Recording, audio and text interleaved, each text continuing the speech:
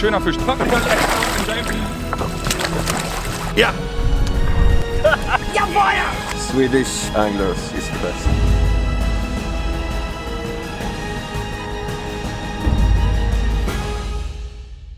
Der YouTube Predator Cup 2018 wird präsentiert von Duo Germany, Angel Joe und Bass Brigade. Das letzte Achtelfinale des Turniers wird bei schönstem Wetter auf einem Ruderboot ausgetragen.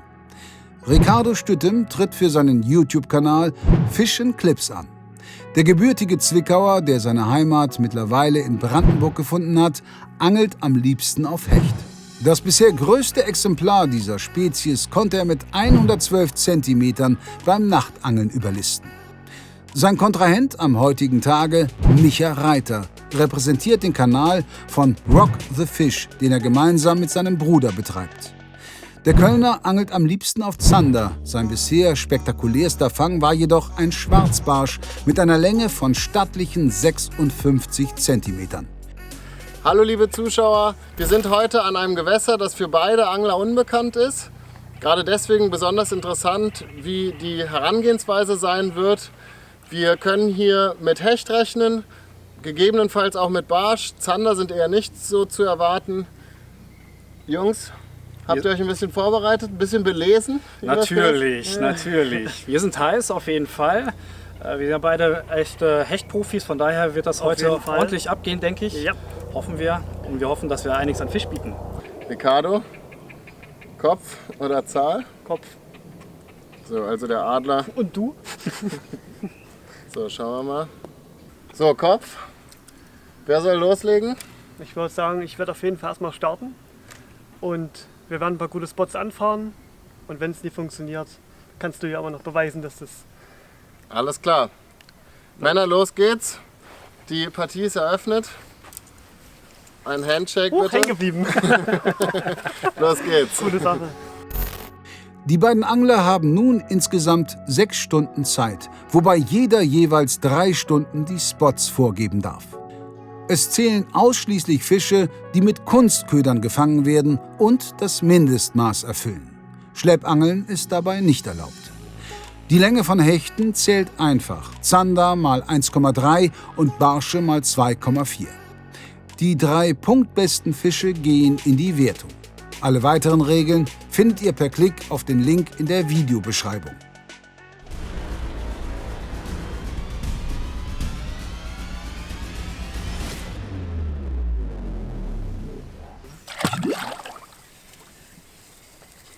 Oh.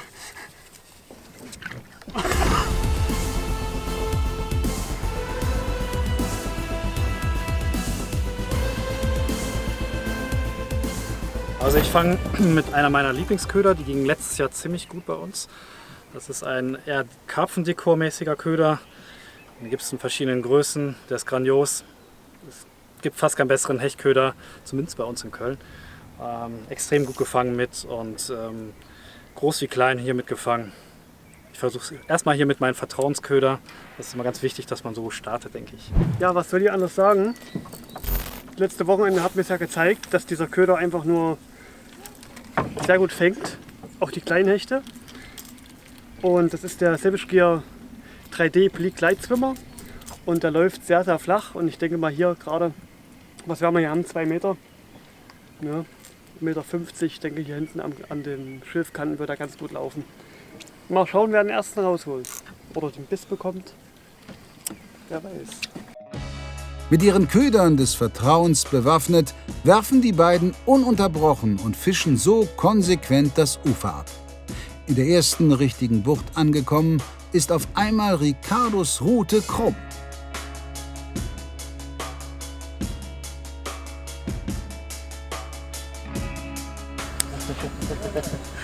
So, wir haben die Drohne gerade in der Luft. Und da ist der erste Fisch im Boot, beziehungsweise im Kescher. Mal schnell ranfahren. Ja, Petri, super Sache. schöner Fisch. Direkt vorm Boot gebissen, bist sogar gesehen. Ihr wart noch ein Stück weg gewesen, ne? Ja, wir haben gerade versucht mit der Drohne ein paar schöne Aufnahmen zu machen. Schönes Ding. So, da. Hier, Ja, 75. vorne ist er dran. Ich glaube 76. Ja. Ah, der ist sogar 77. 77 Punkte für dich. Sehr gut. Richtig, richtig schöner Fisch. Abendessen ist, würde ich sagen, gesichert. Auf jeden Fall, der wird schmecken. Geil, Mann. Geil. Weiter so. Gratulation. Einer musste den Start machen, du hast den Start gemacht. Wunderbar. Geile Sache. Das Vertrauen in den Köder hat sich bezahlt gemacht. Mit 77 Punkten geht der erste Fisch des Tages auf Ricardos Seite des Scoreboards und bringt ihn damit in Führung. Wie wird Micha, der nun hinten liegt, reagieren? Bleibt er seiner Taktik treu oder überlegt er sich einen neuen Plan? So, wir haben es gesehen. Große Freude auf dem Boot. Auch bei Micha, muss man sagen. Also das sah auch nicht gespielt aus. Trotzdem, die Kehrseite der Medaille ist jetzt natürlich, dass er ein bisschen unter Druck gerät.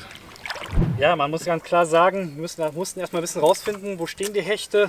Wir haben jetzt gerade nach einer Flachuferzone gesucht und ja, der Köder lief relativ oberflächennah. Ich werde den Ricardo einfach mal folgen mit einer Ratte. Mal schauen, ob die vielleicht darauf Bock haben. Und natürlich will ich nachlegen. Das ist ja hier noch nicht verloren, die Geschichte. Ich freue mich für jeden Fisch, auch wenn den Ricardo fängt, solange ich nachher auch noch welche fange. Ne?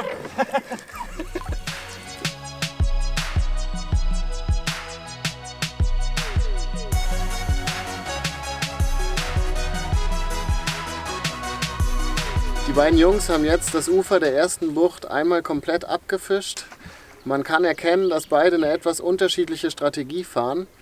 Während Ricardo stur seinen Erfolgsköder, der ihm auch den ersten Fisch gebracht hat, durchangelt, ist Micha ein bisschen experimentierfreudiger und wechselt relativ munter durch. Ich bin gespannt, ob das noch zum Erfolg führen wird. Meine Köder, die ich jetzt gerade so im Fokus hatte, wo ich sagte, die laufen normalerweise extrem gut, laufen gerade gar nicht. Ich habe gerade eben auch den Slider von Ricardo mal ausgeliehen, hatte ich auch sofort eine Attacke drauf gehabt. Nichtsdestotrotz bin ich Fan von meinen Ködern und probiere jetzt hier mit diesem Wobble Shed, den man ganz langsam führen kann, denn ich gehe davon aus, dass die heute langsam geführte Köder benötigen. Den kann man extrem langsam führen, wenn er abtaumelt, einfach fallen lassen. Da hat er eine sehr attraktive Bewegung und den probiere ich jetzt hier in diesem Flachzonenbereich aus.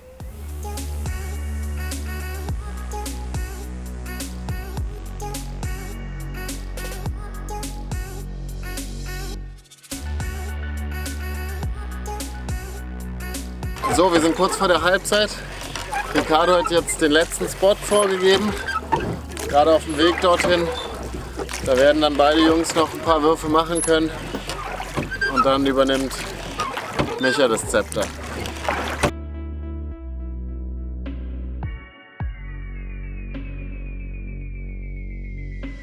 Letzter Spot vor der Halbzeit. Wieder ankern die beiden Angler in Ufernähe und diesmal dauert es nicht lange, bis ein Hecht zu sehen ist.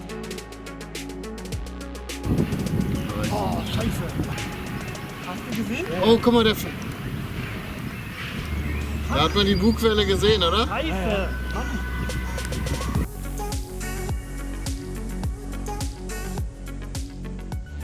So, der Halbzeitpfiff ist ertönt. Ricardo, du hast es auf jeden Fall gut ausgenutzt, dass du die Spots vorgeben durftest. Ich hoffe doch.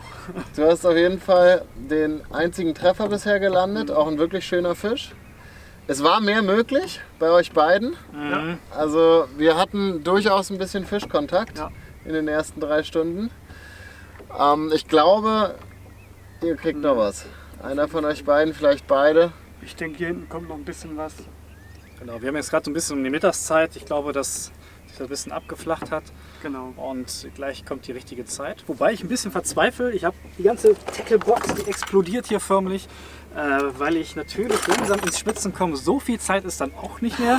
Ja, er kann sich schön zurücklehnen. Nö, ich will ja auch ein bisschen was fangen. Nee, darfst du nicht.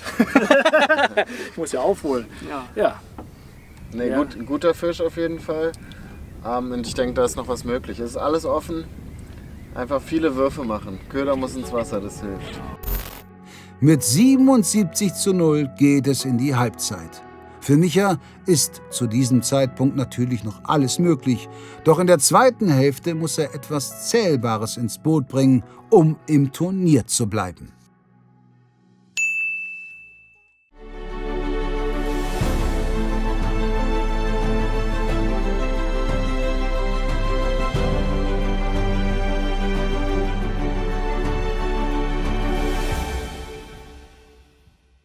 Du willst bei der Auslosung zum YouTube Predator Cup 2019 live dabei sein, die Stars der Szene treffen und sogar als Losfee aktiv werden? Hier kommt deine Chance. Wir verlosen 2 VIP-Tickets für die Angelwelt Berlin. Dabei übernachtest du mit deiner Begleitung 2 Nächte im modernen Titanic Komfort Mitte im Herzen Berlins mit direkter U-Bahn-Verbindung zur Berliner Messe und erstklassiger mediterraner Küche.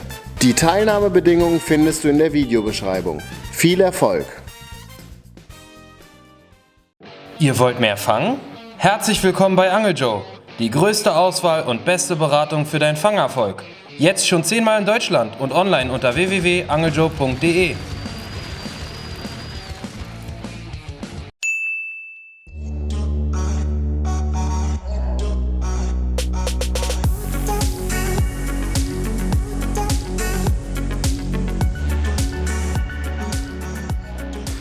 Ricardo hatte gerade noch einen Biss, Fisch hat kurz gehangen, dann leider wieder verloren. Ja, jetzt will Micha scheinbar einmal über den gesamten See paddeln, so wie es aussieht. Muss auf jeden Fall hier alles geben, um ihm zu folgen. Und ich schätze mal, er visiert die Stelle an, bei der Ricardo den bisher einzigen Fisch in den Kescher bringen konnte. Schauen wir mal, wo die Reise hingeht. Männer, wie sieht's aus? Ja, es waren ja einige Bisse, die wir leider nicht verwerten konnten. Vielmehr der Ricardo. Der hat, Ricardo, was war da los bei deinem Hecht eben? Gebissen, ich habe angeschlagen, war ein guter. Also wir haben ihn nicht gesehen, aber hat sich ganz schön reingestellt, hat sie wieder abgeschüttelt. Warum, wieso, weshalb, kann man nicht sagen. Auf jeden Fall bleibt dadurch alles offen. So sieht's aus. Aber Wäre der hängen geblieben, wird es nicht ganz so gut aussehen. Also muss man sagen, ein Fisch. könnte der Sieg sein. Genau. Aber wir haben noch ein bisschen Zeit und mein Plan sieht es aus, jetzt den großen Fisch zu fangen, den Ricardo verloren hat. So langsam läuft die Uhr gegen Micha. Doch Ricardo sollte sich nicht zu sicher fühlen. Ein großer Fisch oder 2 kleine für Micha und schon hätte sich das Blatt gewendet. Und beim Angeln ist ja, wie ihr wisst, immer alles möglich. Ich bin so konzentriert auf meine Köderführung. Ich muss leider entscheiden, wo wir jetzt hingehen. Und es gibt natürlich eine Möglichkeit, gute 50 Meter weiter an einen Spot zu gehen, wo ich denke, da könnte was gehen. Oder wir können, Ricardo hat ganz hinten vorgeschlagen, ungefähr 500 Meter weiter. Das ist natürlich ganz klar, was Ricardo damit sagen will. Wir verschwenden nämlich einfach Zeit, die ich nicht zum Angeln nutzen kann. Deswegen werden wir hier vorne an diesen Spot gehen. Ne? Und ich bin fest davon überzeugt, der knallt es. Das habe ich nicht bedacht, tut mir wirklich leid. Ja. Ja, ich muss etwas schneller rudern. Die Zeit läuft davon. Da ist der Anker auch noch. Wir haben nicht mehr viel Zeit. Ich will wenigstens anfeuern. Ist denn ein schönes Wetter? Super, super. Hör auf mit deinem Wetter, wenn ich jetzt das Wetter sehe.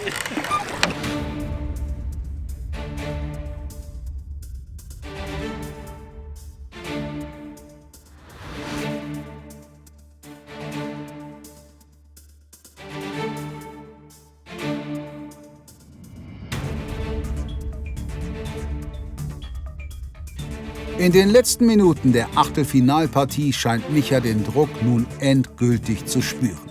Gute halbe Stunde noch. Ja, ich verspüre einen ganz starken Leistungsdruck hier. Ich springe von Spot zu Spot. Und ich merke auch schon, Ricardo wird langsam entspannter, denn er weiß, es könnte schwierig werden für mich, das noch zu toppen. Ja, wir gehen weiter die Uferkante entlang, da wo wir heute noch gar nicht waren. Wir lassen uns überraschen. Er möchte seine verbleibende Zeit natürlich so sinnvoll wie möglich nutzen und paddelt zielstrebig zur letzten Stelle des Tages.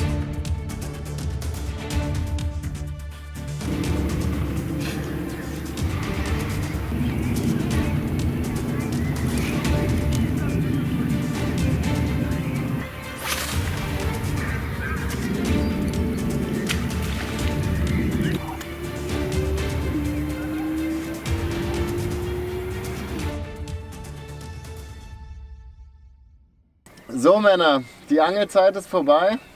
Beide haben bis zum Ende richtig Gas gegeben. Am Ende kann nur einer weiterkommen. Ricardo, herzlichen Glückwunsch. Besten Dank. Man muss sagen, es war nicht ganz unverdient. Du Richtig. hattest heute irgendwie den besseren Draht zum Fisch. Irgendwie ja. Hast ein bisschen mehr Kontakt gehabt auf jeden Fall. Und einen auch in Kescher buxieren können. Ja, direkt am Anfang. Ja, war nach einer halben Stunde schon der erste, Oh.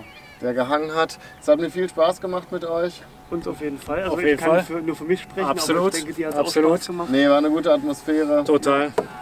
Hat echt Bock gemacht. Ihr solltet auf alle Fälle mal unten in die Videobeschreibung reingucken. Da sind nämlich die beiden Links zu den Kanälen von Ricardo, Fish and Clips, und von Micha, Rock the Fish. Hochwertige Angelvideos, die da produziert werden. Auch immer mit einem bisschen Spaß dabei. Eigentlich ähnlich wie bei uns. Sollte man auf jeden Fall mal angucken.